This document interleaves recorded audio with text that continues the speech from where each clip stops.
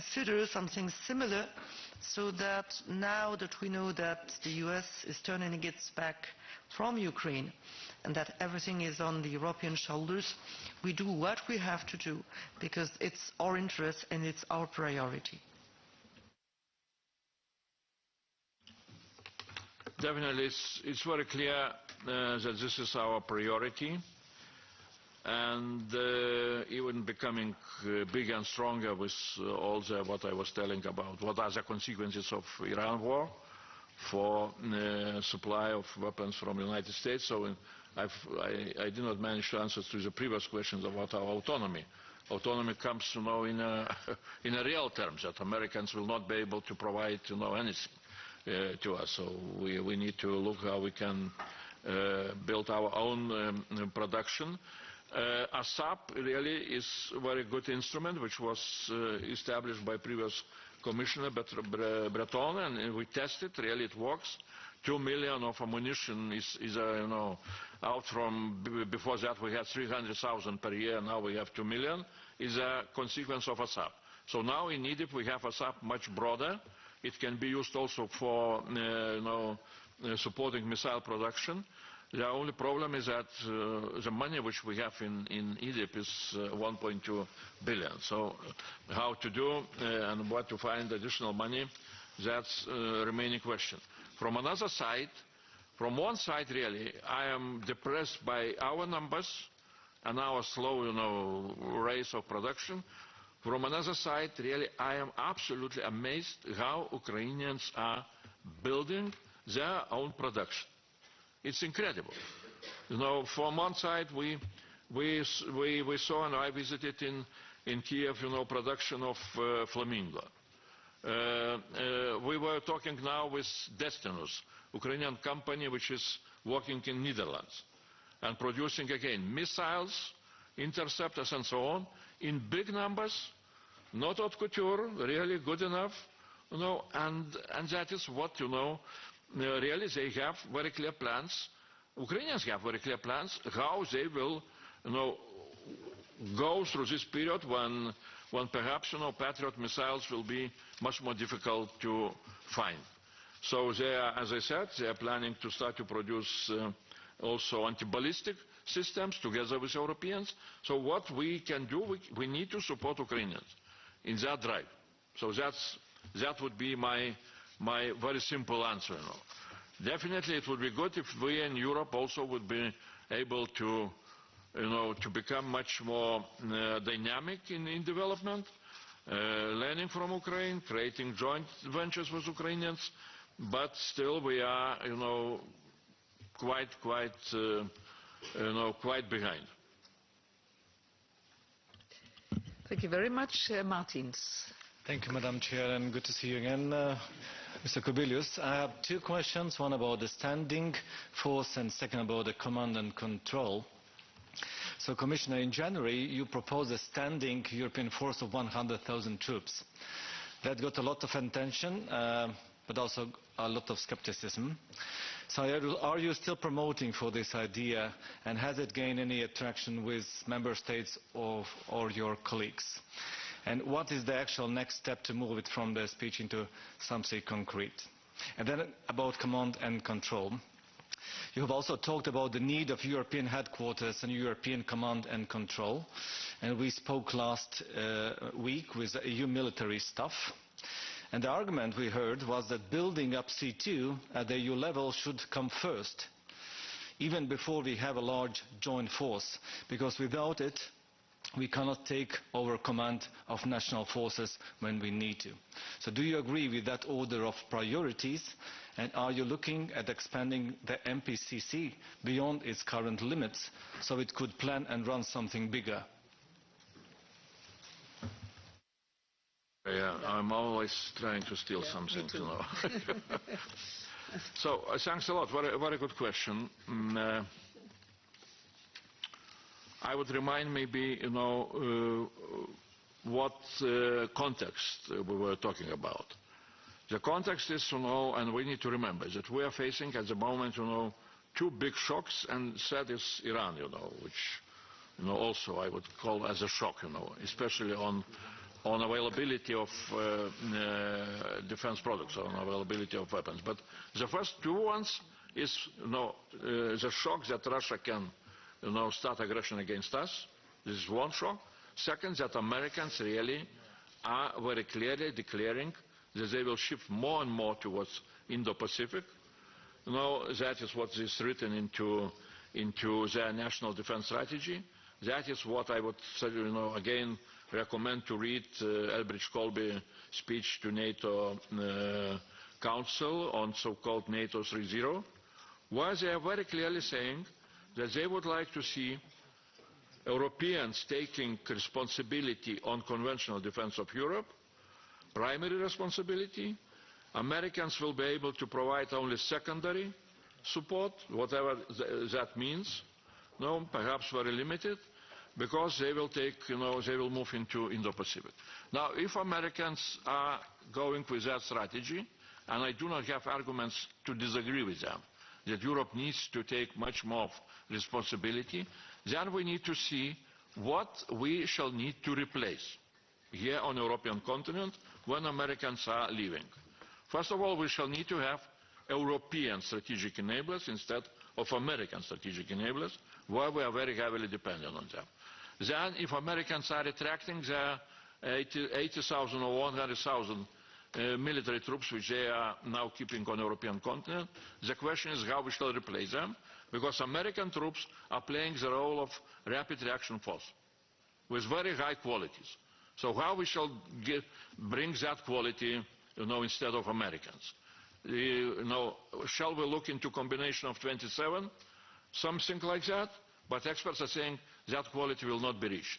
We need to have something like an European force, standing force. That is from where this European rapid reaction force idea, European army is coming. I still keeping that as important.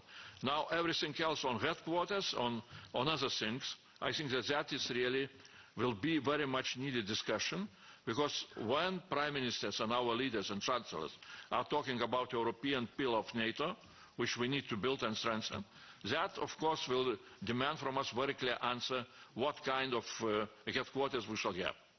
Either we are creating European ones, or we are Europeanizing existing NATO headquarters. That will be a big question mark. Now, in addition to that, of course, what you were talking with European military staff people, I think it's very important also for us to see what role we shall give them when we're talking about operationalization of Article 42.7. That can come even quicker than bigger architecture, questions about European pillar of NATO. Thank you very much, Mark Putenga. The floor is yours. Merci, Monsieur le Commissaire. Écoutez, vous avez dit que l'Union européenne n'est pas là pour sponsoriser les profits des industries des multinationales militaires. Mais en même temps, vous constatez que les Russes produisent plus avec moins de moyens. Je trouve que ça interpelle pas mal. Et du coup, j'ai été regarder, j'ai vu que 2025, Rheinmetall, qui reçoit beaucoup de soutiens européens, a versé 750 millions d'euros aux actionnaires. Thales, plus de 1 milliard, BAE, plus de 1 milliard aussi, et MBDA, que vous allez visiter, je pense, la semaine prochaine, plusieurs centaines de millions aussi. Et moi, ça m'interpelle du coup, parce que l'Union européenne leur donne de l'argent du contribuable, on met à disposition cet argent-là, et eux, ils le versent vers les actionnaires. Ça fait quand même interpeller. Aux États-Unis, il y a maintenant des enquêtes, des investigations sur est-ce qu'il n'y a pas une arnaque structurelle. Donc il y a au sein de l'administration américaine des responsables qui ont constaté que eux, ils payaient pour un bouton d'écran Black Hawk, ceux qui sont écrasés aussi en Iran, ils payent 47 000 $, tandis que ça pourrait être fabriqué à 60 $. Nous avons vu que l'Union européenne a été, il y a quelques années, arnaquée par l'industrie pharmaceutique par rapport au prix des vaccins, où nous avons payé 2-3 fois un certain vaccin. Je sais bien, chers collègues, vous n'avez pas voulu la transparence à l'époque, maintenant ça vous dénonce que je vous le rappelle. Mais ma question concrète, c'est est-ce que vous avez une vue concrète sur les réels coûts de recherche, de développement et d'innovation au sein de ces entreprises, sur qu'est-ce que ça leur coûte vraiment, la justification des prix? Est-ce que la Commission a mis des nouveaux mécanismes de suivi justement de notre argent? est-ce que nous sommes sûrs que cet argent est bien utilisé parce qu'on l'enlève à d'autres secteurs de l'industrie pour le mettre là, autant avoir la transparence. Et est-ce que, en parallèle avec ce qui se passe aux États-Unis, est-ce qu'il y a des enquêtes sur la surfacturation potentielle du contribuable par ces grandes entreprises? Merci beaucoup.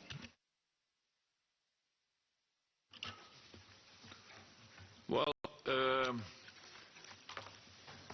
my initial statement, last sentences, were exactly expression of very similar concern, which I share with the industries when I visit them.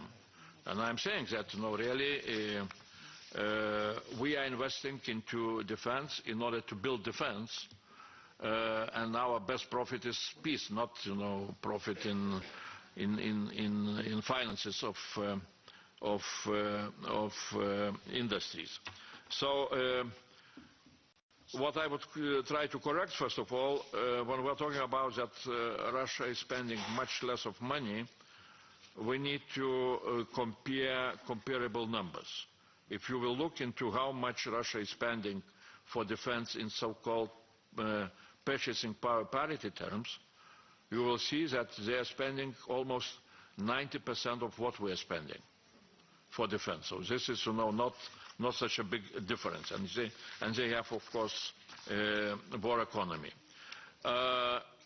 So, of course, industries, I would be very happy if we would see that industries are making profit in selling more of produced weapons, not because of their increasing price of the weapons. We have strict rules on auditing how industries are using EU budget, but we are not. This is what member states need to look, because we are not procuring. Member states are procuring what industries are producing. But definitely this topic of how to keep how to say defense products inflation under some kind of control, that topic is very, very important. Thank you very much. And the next will be Mr. Neuhoff von ESM. The floor is yours. Vielen Dank. Ich werde Deutsch sprechen. Herr Kubilius, Sie haben wiederholt herausgestellt, dass wir von der Ukraine lernen müssen. Dazu ist zunächst festzuhalten, die Ukraine ist ein Land im Krieg. Zweitens erbringt die Ukraine ihre durchaus eindrucksvollen Leistungen mit Hilfe massiver Unterstützung von außen. Das bedeutet Abhängigkeiten. Und drittens führt die Ukraine einen Hightech-Krieg. Ich würde gerne auf zwei Hightech-Bereiche eingehen und Sie zum Stand in der Europäischen Union oder der angestrebten Verteidigungsunion dazu befragen. Das eine betrifft die Weltraumfähigkeiten, insbesondere die satellitengestützten Fähigkeiten. Wie wir alle wissen, ist die Ukraine hier auf Starlink angewiesen, das heißt auf ein US-amerikanisches Privatunternehmen, das diese Leistungen für die Ukraine erbringt. Wie wir alle wissen, hat die ESA diesbezüglich einen deutlichen Rückstand bei den europäischen Fähigkeiten festgestellt, insbesondere auch bei den Investitionen, während alle anderen, wie uns der Direktor der ESA im vorigen Jahr bei der Pariser Luftfahrtmesse mitteilte, investieren praktisch alle anderen großen Weltraumnationen deutlich mehr als die europäischen Staaten in der ESA. Und jetzt zum zweiten Punkt. Das betrifft die KI-gestützten autonomen Waffensysteme, die verbundenen KI-gestützten autonomen Waffensysteme am Boden und in der Luft. Hier erprobt das amerikanische Privatunternehmen Palantir sein Programm Gotham in der Ukraine, optimiert dieses Programm unter Kriegsbedingungen. Meine Frage an Sie hierzu lautet, gibt es in der Europäischen Union irgendein Unternehmen, das auch nur entfernt imstande wäre, mit den Leistungen, die hier von Palantir der Ukraine zur Verfügung gestellt werden, mitzuhalten und auf absehbare Zeit gleichziehen zu können? Vielen Dank.